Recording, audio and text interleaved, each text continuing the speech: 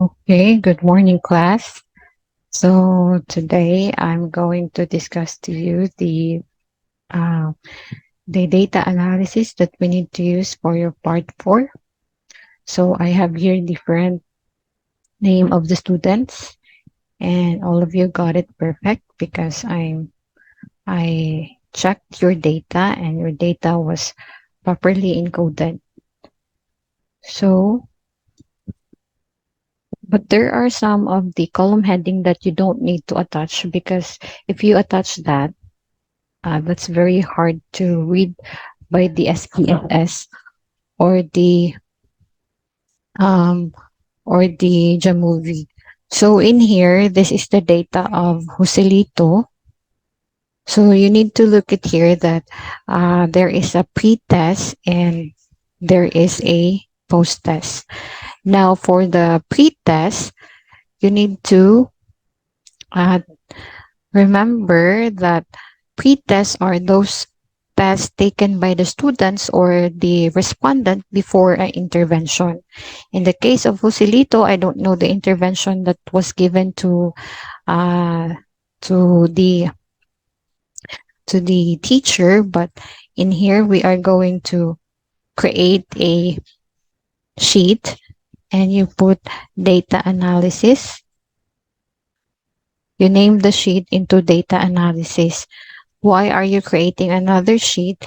It's because if you were able to uh, do something wrong with your data, you still have another sheet to check the correct one. So that's why you need to move or copy the sheet and you name the sheet into data analysis, which means that for data analysis, you will be doing some coding.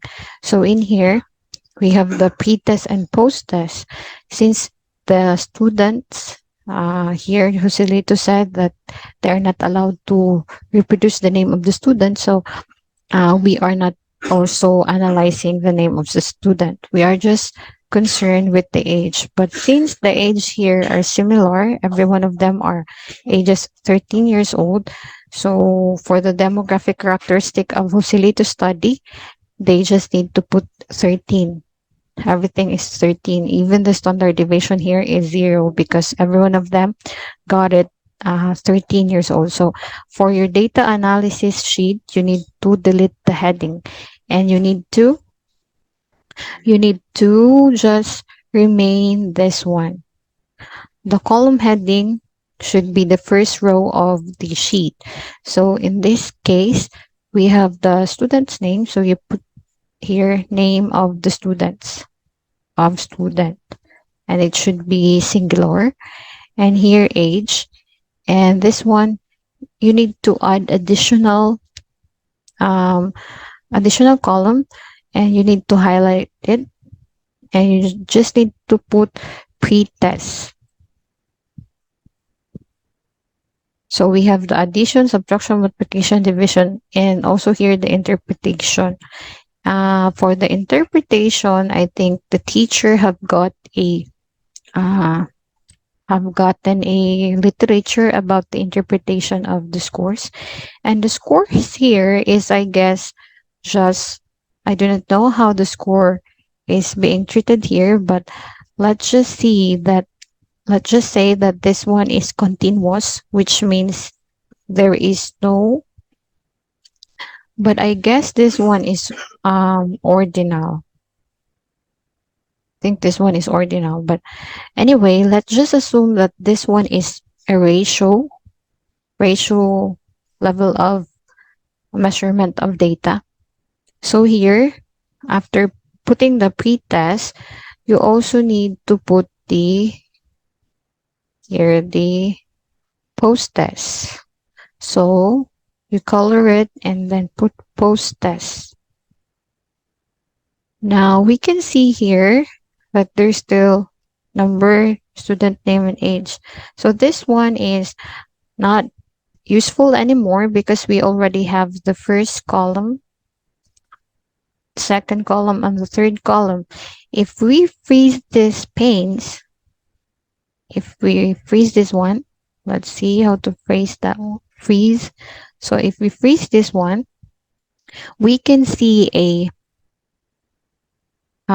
everything this row belongs to student A. So you do not need to put the another name in the next column because it is just useless because all this row pertains only to student A. Okay, so here we have the pretest and the post-test. Now, how do we run this one in the SPSS? So make sure that the first row is your column heading. So since we have the first and second row is being used or being used in this data, all you need to do is just to delete the first row so that what remains are the column heading. So before you run it in the SPSS, make sure that your data will look like this. Okay, we're using the Jamovi application here.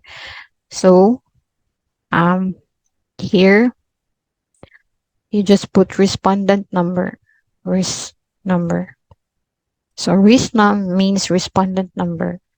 So here we can see they are particular with the addition, subtraction, multiplication, division, and with a corresponding interpretation.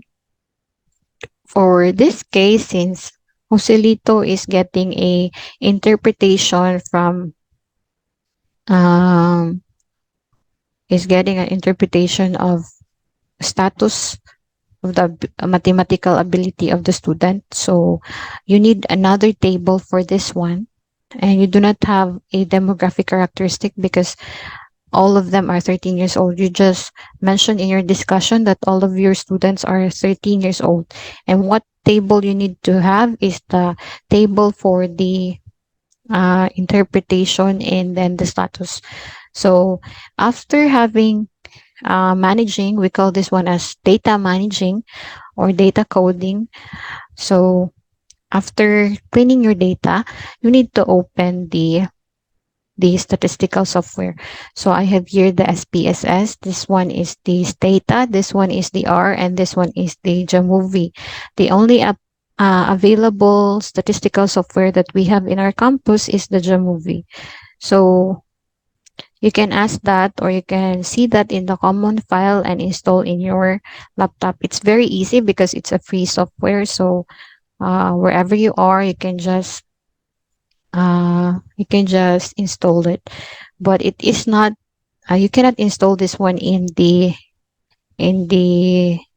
cell phone, so you need a laptop or a desktop.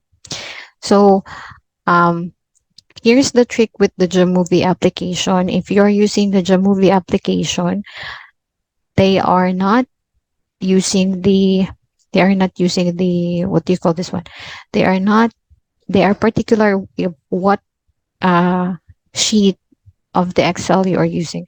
So if you're going to import this one in the Jamovi, make sure that the last thing you open is the data analysis sheet. Okay. So you close this one and you remember which one is the um, folder you have been using. So for my case, I'm going to send this to the desktop, the shortcut one, so that the memory is in the data, but uh, the folder, the shortcut will not occupy a lot of space from your program desk, a disk. Okay, so we have here the Jamovi app. So how do you import data? You just need to click this three horizontal button. If you click that one, it will navigate you to this taskbar. So you need to click the import and then this PC. Here we need to move this one. Okay. Oh no. If you click this one, we can have the export and then browse. We can have here we need to locate the table or the folder that we've used. So we have here, I used the folder elementary stat pen. Okay, this one is for open or export. We are using the import one. Sorry for that. You need to click the import and we need to move this one here. So after clicking that one, you need to go to the desktop and locate your folder that you're using.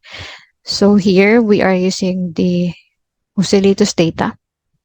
So here, um, you need to use the paired t-test. Take note of that. You need to use a paired t-test for Uselitos data because Uselitos data is more about um, before and after. So we have here the before and after addition, subtraction, and that one. First is you need to click the t-test. This one is t-test, and you are going to do the paired sample t-test. Now,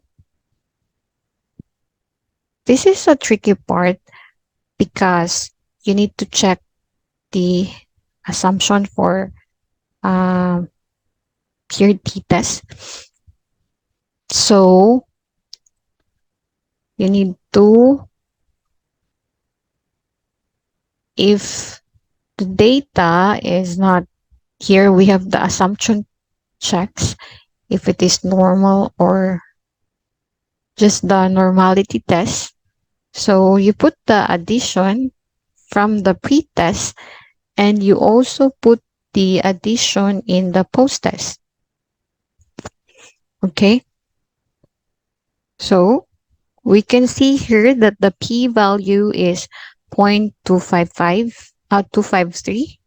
And the rejection rule for test of hypothesis, we have not discussed this one because for the rejection rule is 0.05. If it is less than 0.05, then it means that there is a significant increase. But in here, there is no significant increase of the addition. How about for the subtraction? So you first put the subtraction here and also the post-test for subtraction. And we can see that there is a significant difference, which means that there is a difference between the pretest and the post-test. But the question here is, which one is greater? Is it the post-test or the pretest? We will see that later. Now, we also need to do the multiplication and also here the multiplication. And here it is less than 0.001. So we can see that in multiplication, there is a significant difference between the two. But let us check which one is higher. Is it the post-test or the pre-test? So let's do the division first. If we do the division here,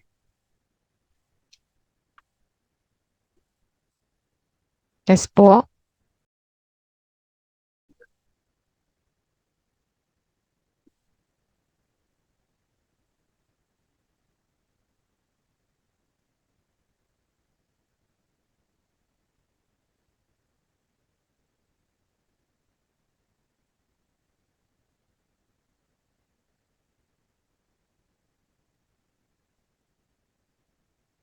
So we have here also, we are also doing the division. And for the division, we also put the pre-test and the post-test, and it says that the p-value is less than 0.05. Now, if the p-value is less than 0.05, all of these are um, significant. So therefore, we can see that there is a significant difference between the post-test and pre-test in terms of subtraction, multiplication, and division.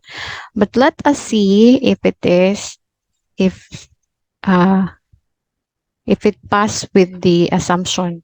So you need to check the normality of the data. And we are using the Shopper group, and it says that all the data is not normal since we are it is not normally distributed. So supposed to be, you cannot use the paired t-test. So since you cannot use the paired t-test, you need to do the, um, you need to go to the Wilcoxon rank. So if the assumptions were not able to, if we are not able to meet the assumption, we need to do the Wilcoxon sign rank. Sign rank. So here, okay, so we have the student and the Wilcoxon sign rankers. The appropriate test that we need to use this one, because I guess what Hosilitus data is a rank data or an ordinal data. So we cannot use the student t-test. So we need to use the non-parametric test, which is the Wilcoxon rank, because it does not follow the normality test. So we say that a data is normal if the p-value is greater than 0.05. So this is very tricky in doing the rejection and doing the rejection rule. So we will discuss that one next meeting on how to do the rejection rule for the normality test and for the other tests. Now, you also need to do the descriptive statistics here. And we can see here the mean, median, SD, and the standard error. So in your study, you need to have the mean, standard deviation, and the median. And you can also do the descriptive plots.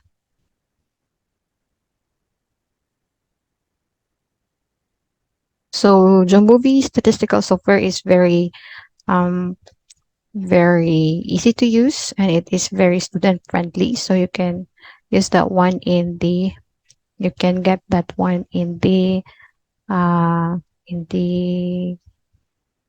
SAS office. So after running, all you need to do is just to copy paste that one. So I made a folder for Joselito, and you need to have the statistical output. If you're doing a manuscript or a report for stat, you need to have a separate folder, because sometimes there are tests that is not usable for your results and discussion or for your report. You can change the table.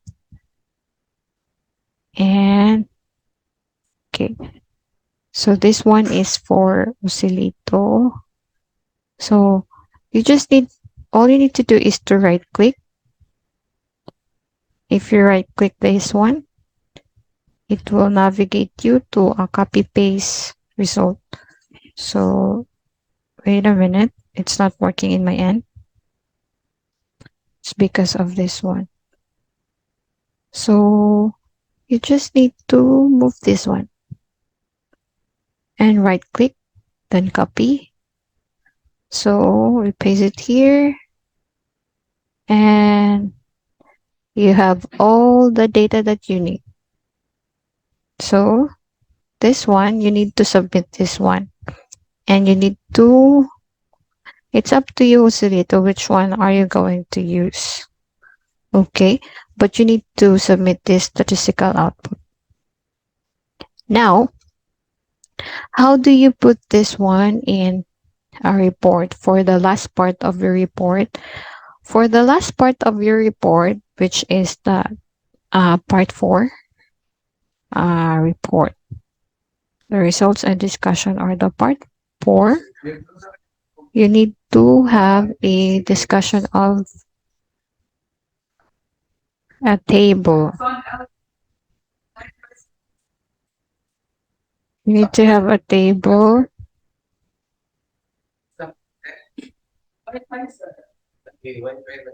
And then you need to create a table here. You have 5 columns and you can have 5 rows. For the 5 column, you can have the test, and then you have the mean. This is for part 4, okay? And then you have the mean of pretest, mean, pre-test, then post-test. And you can have uh, the test stat and then the p-value. Now, always remember that the rejection rule of rejecting the null hypothesis is that reject HO if the p-value is less than 0.05. Okay? If it is not less than 0.05, then that is not significant. But that is the problem here when it comes to normality test. Because for the normality test, when we say normality test, we say that the data is normal if the p-value is greater than 0.05. Okay? But in your report, you're just going to use this rejection rule of the null hypothesis. And then you put the decision.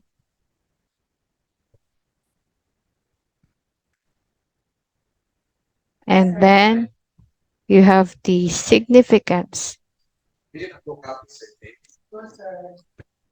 Okay, then you need to merge this one.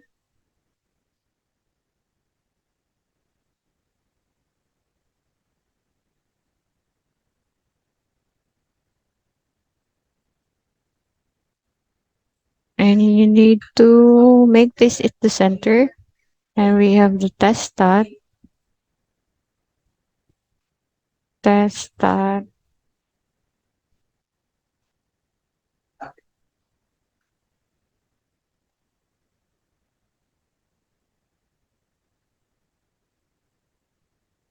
So make your table pretty enough. So you have here the test, you have the addition, the subtraction,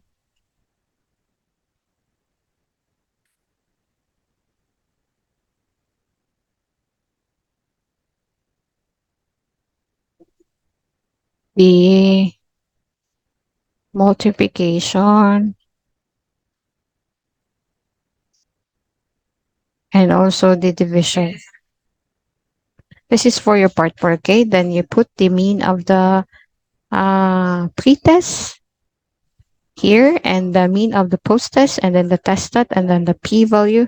The decision is whether do you reject the null hypothesis or fail to reject, and then the significant is if that significant or not. So also here, if you reject the null hypothesis, it means the difference is significant. If you reject, so therefore, the difference of the pre-test and post-test is significant. Now, here it is. In your study, we are able to see here that the study of Joselito, the pre-test and post-test is significantly different when it comes to subtraction, multiplication, and division, and it is less than 0.001. So we can see that subtraction, multiplication, and division have a significant difference. But the question is, which one is higher, the the pretest or the post-test? So we can see here that in addition, they are almost same, 2.74. But in subtraction, we can see here that 1.90 is really smaller than 2.41. So therefore, the intervention is effective because look at the test score from 1.90 to 2.41. And then the multiplication, 1.49 to 2.31. You see, the score is have a large difference from the pre-test to post-test. Not unlike with the Unlike with the addition, we have 2.74 and 2.85, so almost the same. So let's see who can discuss it well. How will you discuss your output? So that is for the part of Busilito.